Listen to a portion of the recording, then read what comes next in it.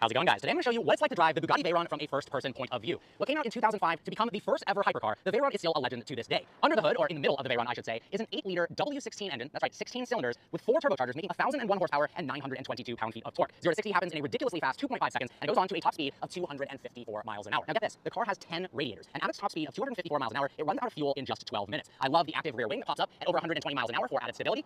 It also has an incredibly cool rear end with a single exit exhaust. If you look really closely, it's actually 2 different exhaust tips. Now, if we go ahead and go inside the car, beautiful door handle, it reveals a surprisingly nice interior for its generation. It's really remained current, honestly. It doesn't feel dated whatsoever, and I'll talk about why. We've got these gorgeous two-tone seats with black and red leather, Alcantara absolutely everywhere. Now, if we go down here, you'll notice there's a little key slot right here. That is for a secondary key called the speed key. If you turn that, it lowers the car 65 millimeters off the ground, and then it can reach its top speed of 254 miles an hour. This is the standard key, which actually is very similar to the Gallardo and a lot of Volkswagen products with the flip-out style, which is pretty darn cool. Just look at the intricate details of the car's interior. I mean, look at the controls for the mirrors, and the lock and unlock. The unlock button is a picture of a Bugatti Veyron. And if you go to the window controls, they're covered in leather. The seats are completely carbon fiber in the back. Look at the pedal box here. Gorgeous aluminum. The design language is incredible. All right, let's hop inside. Now, inside the Bugatti Veyron, to start the car, flip out the key, insert it right here, turn it to the right, then click the start button.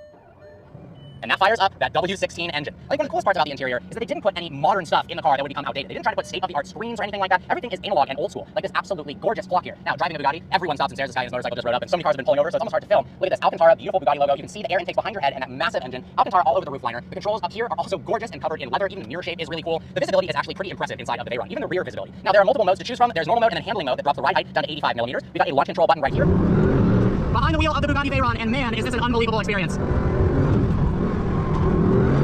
You know, people give the Veyron a lot of flack for not being able to handle well, but honestly, if you really get behind the wheel of one of these and start to push it, it really holds its own. And with that all-wheel drive, you've got a ridiculous amount of grip. And then obviously, it surges forward with tremendous amounts of power. Oh my god. 1,001 horsepower, 992 pound-feet of torque. And when those 4 turbochargers spool up, the surge forwards is absolutely insane. The crazy part is how easy this car is to drive. Yes, it's a hypercar, and this was the first car ever to be called a hypercar. It basically coined the term legitimately, and it's really easy to drive. It feels like you're driving a really high-end Bentley that when you put your foot down, and I mean that in a good way, it's really comfortable, it's really refined and relaxed. Obviously, the suspension is a bit more firm than your traditional Bentley, but it's so easy to drive. You could daily drive this no problem at all.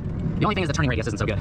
When you pull the lever into drive, you've got 3 different modes. Right now, I'm in sport mode, where it's gonna automatically shift for me, and then you can pump it over again, that'll put it into drive mode, and then if you pull one of the paddles, it'll put it into manual mode, where you can shift that 7-speed dual clutch automatic. Now, this is the first car ever to have a 7-speed DCT, which is a pretty big deal. Back when this came out, the transmission was revolutionary in 2005, and it paved the way for modern cars. We still have all the modern supercars and hypercars with double clutch transmissions. So 18 years later, this technology is still at the forefront. Back when it came out, nothing was like it. It shipped lightning quick, and you couldn't even feel the shifts. It was almost surreal. Today, it's very commonplace, but this transmission, even 18 years later, feels as fast as a modern-day double clutch, which is just absolutely insane. Now, compared to something like the Chiron, you get more noise in the Veyron. It feels more raw, which is really, really awesome. Now, I haven't driven the Super Sport or the Pure Sport, so I don't know quite what those are like, or the Devo, but this is so much more raw, standard Veyron compared to standard Chiron. It is really, really cool. The noises you get into the cabin from that engine and those turbos, the turbo spool is absolutely insane. And honestly, the steering feel is pretty good.